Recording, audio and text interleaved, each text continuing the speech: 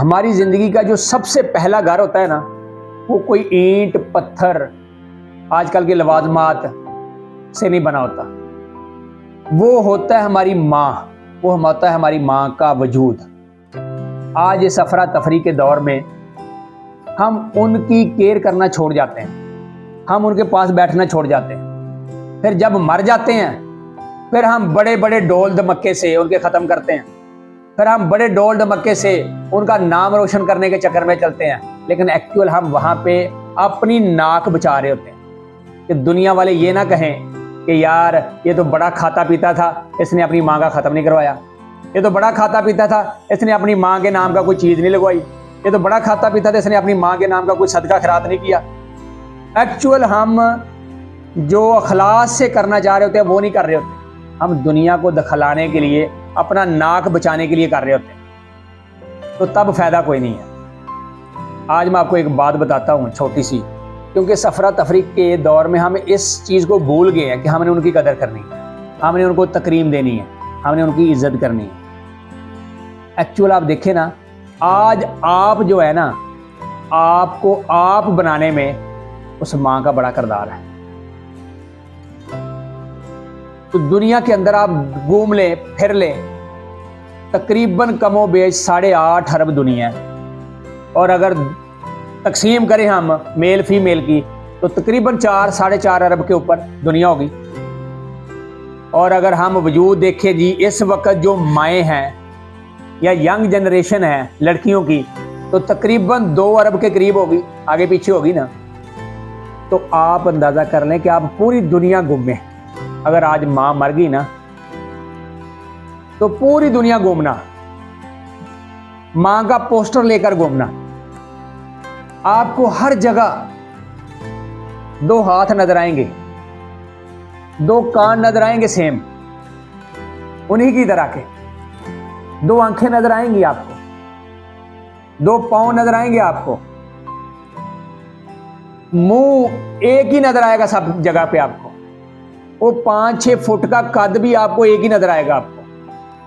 लेकिन अगर नहीं ना नजर आएगा, पूरी दुनिया घूमना आप ये बात मेरी लेकर, पोस्टर लेकर, तो माँ का वो चेहरा नजर नहीं आएगा आपको। वो चेहरा आपको कभी दुनिया में नजर नहीं आएगा जो चेहरा आपकी माँ का था। वो माँ का वजूद आपको कभी नजर नहीं आएगा। फिर आप अल्लाह से भी रोएंगे बार बार कि या अल्लाह कभी ख्वाब में मुझे दिखा दे कि मेरी माँ कैसी है।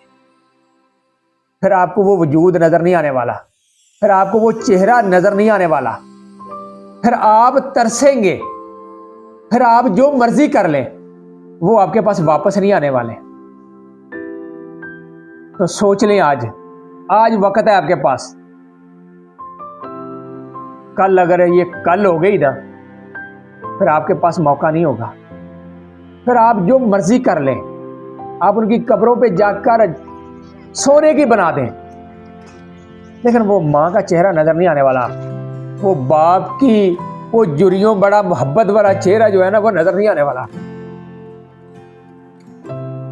वो जो मोहब्बत की, वो जो कुर्बानी की एक आला दरसगाह थी ना, वो जो बर्दाश्त की इंतहा थी ना, वो जो वजूद था आपको थपथपाने वाला, वो जो आपकी पीठ के ऊपर थपकी देने वाला, वो जो आपके पीछे मसल्ले पे बैठ के 2 हाथ उठाने वाला, वो वजूद जिसके सफ़ेद बालों की रब हया करता था, फिर वो नज़र नहीं आने वाला आपको। फिर आप जो मर्जी कर लें, फिर वो वजूद नहीं मिलने वाला आपको। इसलिए आज अगर आपके पास माँ है ना, बाप है आपके पास, तो प्लीज़ कदर कर लें, क्योंकि उनके अलावा आपका दुनिया में कोई सगा नहीं है। जो मर्जी कर लें आप, उनसे बड़ा वजूद आपके लिए कोई नहीं।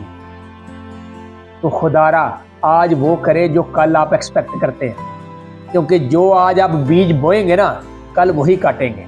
ये दुनिया का दस्तूर है कि give and take, gives takes चलता है। जो आप देंगे किसी को, वही आपको रिटर्न बैक आएगा। आज अगर आप किसी को इज्जत देंगे, आज अगर आप किसी को मान देंगे, आज अगर आप किसी को रिस्पेक्ट देंगे, कल आपको रिस्पेक्ट, इज्जत, मान रिटर्न होगा। लेकिन अगर आज आपने जिल्लत दी, आज अगर आपने जलालत दी, और आज अगर आपने तजलील दी तो कल आपका यही चीजें मुकद्दर होने वाली होंगी, फिर आपके पास वक्त नहीं होगा कि मैं इनको वापस कर दूं। तो खुदारा दुनिया में रहते हुए इन हस्तियों को वो दें जो ये डिजर्व करती हैं, क्योंकि इनका वजूद ही है आपका असल वजूद लाने वाला। और मैं ये कहूंगा आपको आखिरी बात कि उस मां की कदर कर लें जिसने आपको वजूद बख्शा है, ताकि दुनिया आपकी कदर कर ले, अदरवाइज आपकी कदर नहीं होने वाली है। अस्सलाम वालेकुम।